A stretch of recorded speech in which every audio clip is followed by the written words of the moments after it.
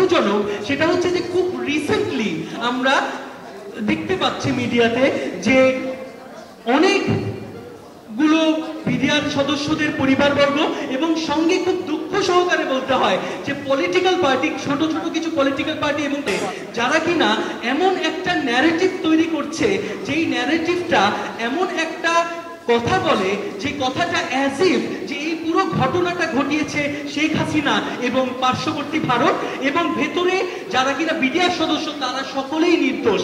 না, আমাদের এই সংবাদ সম্মেলনের মূল উদ্দেশ্যটা হচ্ছে এটাই প্রমাণ করা যে তারা সকলে নির্দোষ না।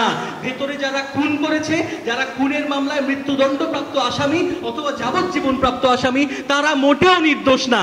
তারা যে নির্দোষ না সেটা আপনারা কখনোই বলতে পারবেন না যে তদন্ত হয়নি।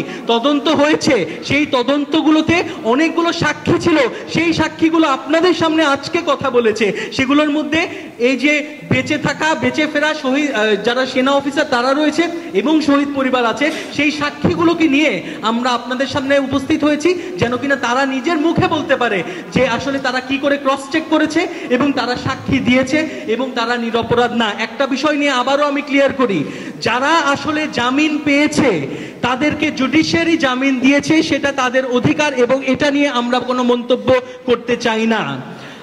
তাদের মামলা শেষ হয়নি, তারা কেবলমাত্র এখন জামিন পেয়েছে এবং যেহেতু তারা মার্ডারের যে মামলাটা ছিল সেখানে খালাসপ্রাপ্ত, যার কারণে জুডিশিয়ারি একটা কথা বলার পরে সেটার পরে আমরা আসলে সে বিষয় নিয়ে কোনো মন্তব্য করতে চাই না। তবে যেটা কিনা বিডিআর সদস্যরা, তাদের পরিবারবর্গ এবং বৈষম্য বিরোধী ছাত্র আন্দোলন থেকে যে দাবিটা করা হচ্ছে যে এরা সকলেই নিরপরাধ এবং ঢালাওভাবে যারা কিনা মৃত্যুদণ্ডপ্রাপ্ত আসামি এবং যাবজ্জীবন প্রাপ্ত আসামি তাদেরকেও ছেড়ে দিতে হবে, সেটা সম্ভবপর না।